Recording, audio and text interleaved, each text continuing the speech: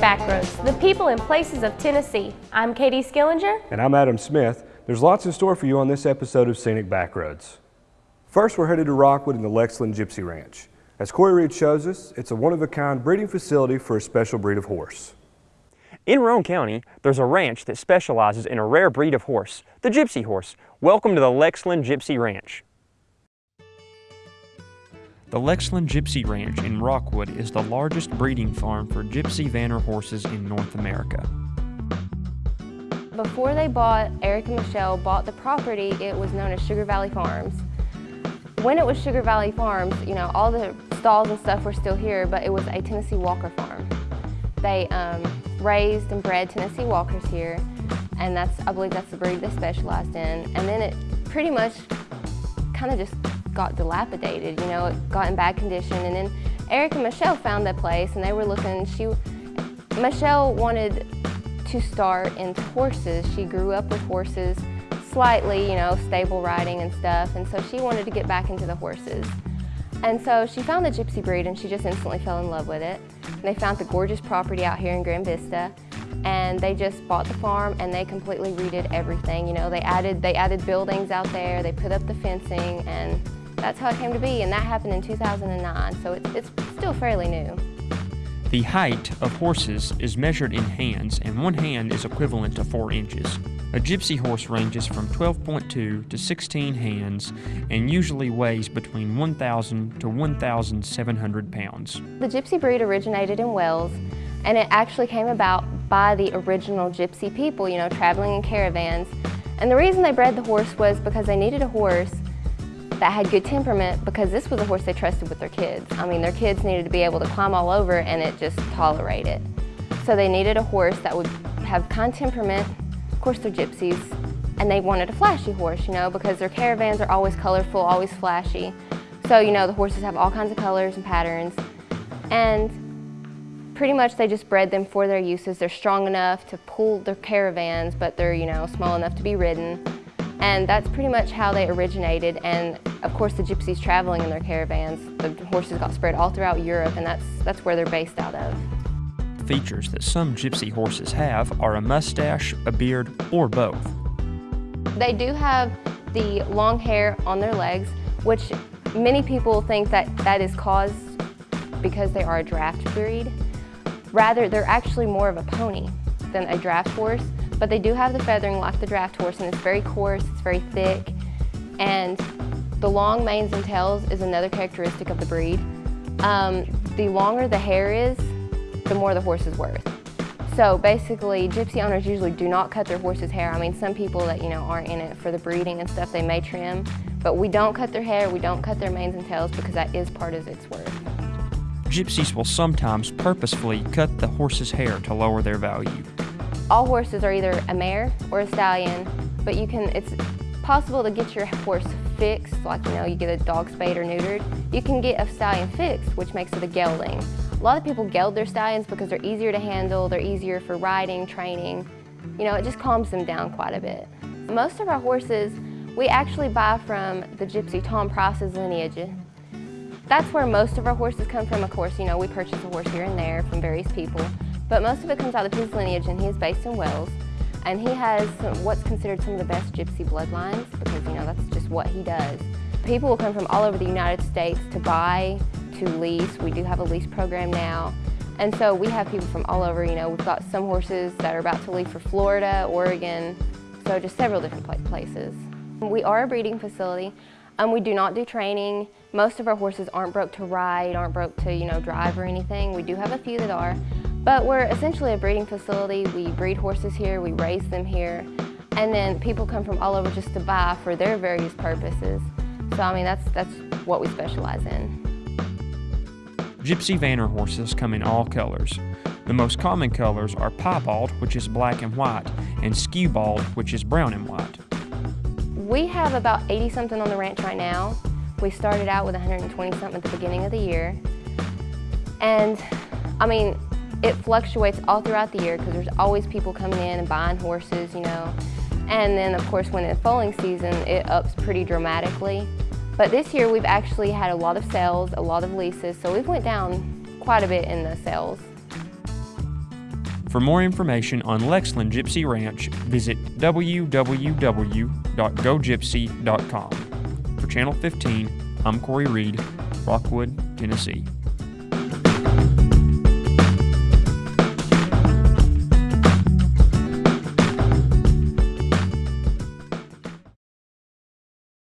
Welcome back to Scenic Backroads. Up next, let's learn about the history of one of Harriman's most beautiful and well-preserved neighborhoods. Katie Skillinger takes us on a tour of Cornstalk Heights. Situated in downtown Harriman is a community of historic homes on the National Historic Register.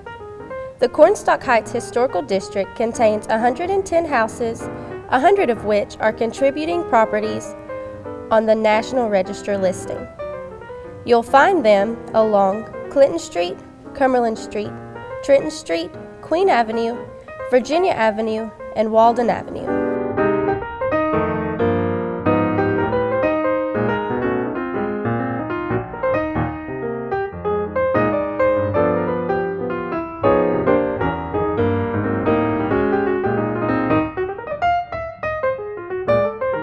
When you have a group of homes, when you have a community that get historic preservation status or historical district status, it helps preserve the district, it helps protect the homes, the historical integrity. It's run by the National Park Service actually through the state. You first become a historic district, you have to apply through your state. Once the state designates you as a historic district, it's sent on to the national level, and that way it becomes a National Historic Reservation. In September of 1990, there was a move afoot to take the park that we're sitting in and build a federal housing project here. The neighborhood did not want that to happen. This has been a park since Herman was founded in 1890. So they decided to protect the park by getting it named to the National Historic Registry along with the rest of the community. We were approved as a historic district not only because of the 100 structures we have within the district that contribute to the historical significance, is that we were a planned community, one of the first planned communities in the nation. In 1890, this area consisted of two farms. In 1892, there were over 4,000 residents of Harriman. So it grew as a planned community, and that gave us historical significance. There's several houses in this district that have quite colorful histories. There's a place that was known as Bushrod Hall for several years. It was part of a girls' school, a dormitory for a girls' school. It's been a bed and breakfast. It was built by Mr. Page, and Mr. Page and Mr. Gates, who was one of the founders of Harriman, had a competition going to see who could build the most exciting, the most extravagant home. Well, the Page home has over 17 different types of ornamental wood in it. The Gates home I never saw. It was torn down. It was on the place where our middle school now stands. But everyone says it was a grand home too. But obviously Mr. Page won because his house is still with us. In 1890 there was the Great Land Sale. And in December of 1889 they platted out the city. And that's why we're a planned community. And they had, in February, they had the Great Land Sale. Well, it was a cold, awful, rainy day from all accounts that I've ever read or heard anybody talk about. But people got into a buying frenzy because they wanted to be part of this new community that was here for temperance, education, and industry. We had several people come from up north who were the big backers. Clinton Fisk, who was a Prohibition Party candidate for president, was one of the big push people behind Harriman. And the rules were that once you bought the land, you had to have a house on it in 6 months. The houses at that time that they constructed were anywhere between $3,000 and $10,000 to build, which by our standards is not a lot. But in 1890, that was a huge amount of money. There was a lot of moneyed people who came to Harriman because they wanted to live in this utopia of temperance. We have a homeowners association here. I'm on the board of that association, and we have 2 fundraisers. We do several things with the money. We've got park equipment here. There's a gazebo behind me that we have paid for. And we first, in December, always have our home tour, where we have many of the homes in the district that are open, and it's a self-guided walking tour that you can come and be part of. It's a wonderful, fun event. And in October, we have our hauntings of historic Harriman, where you can walk through the district with a guide and run into a few of our residents who haven't figured out they're not quite dead yet. So we take all the monies from those and put it back into our community and try to help with the upkeep of this park. Cornstalk Heights, a beautiful community in historic downtown Harriman.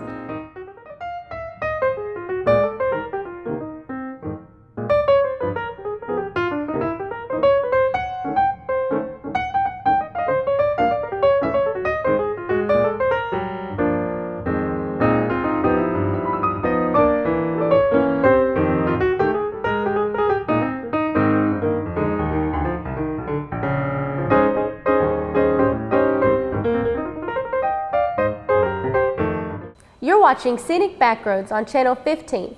Next, Adam Smith shows us the adventures you can find when you and your 4x4 go off-roading. Why do people in East Tennessee love to go off-roading? Come along with us on this trip to Big Rock Mountain in Cumberland County to find out.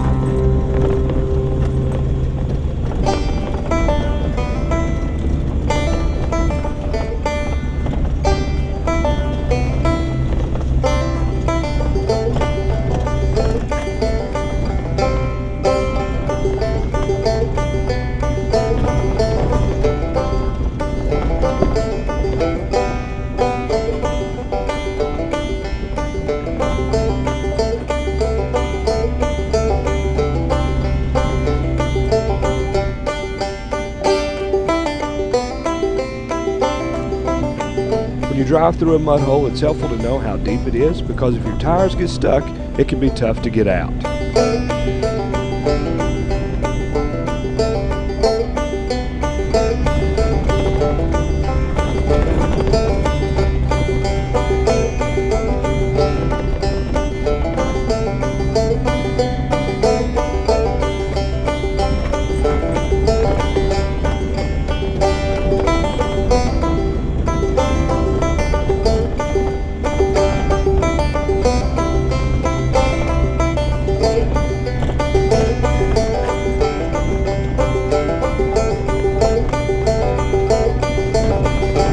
Off-roading, you will need a good, reliable four-wheel drive vehicle with good ground clearance, so you will be able to maneuver over rough terrain.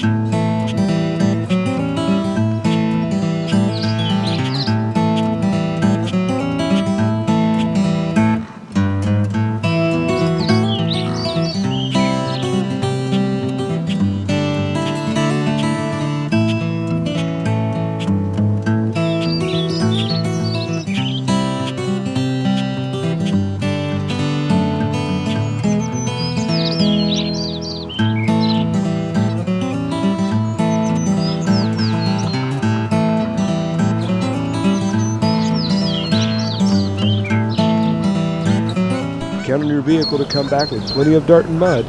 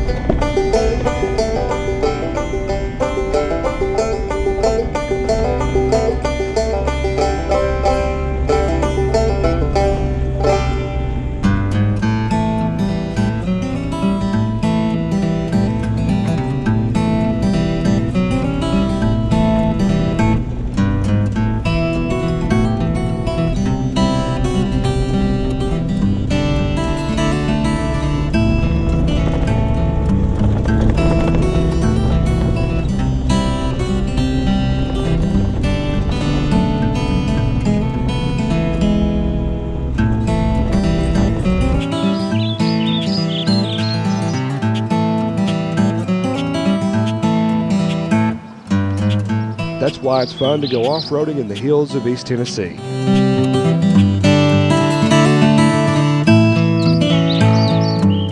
Welcome back to Scenic Backroads. From its beginnings as a movie house to its current role as a live performance venue, the Princess Theater shines bright as the crown jewel of downtown Harriman. Roane State instructor Matt Waters has the story.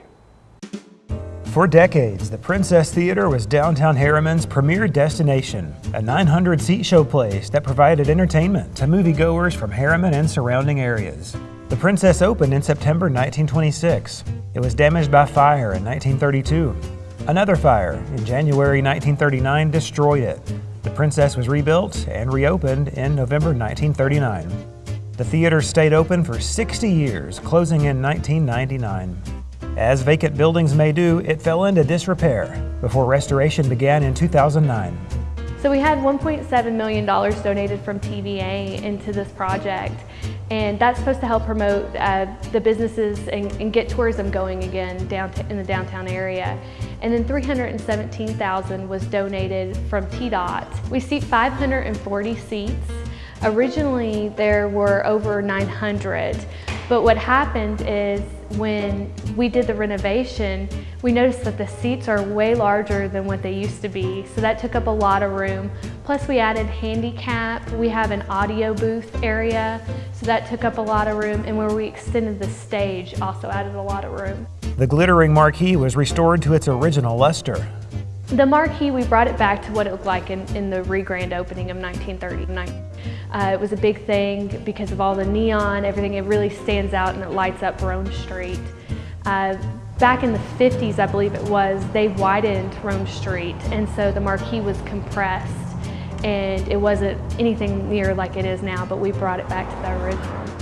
Renovations included some new touches while preserving history. The stage was extended.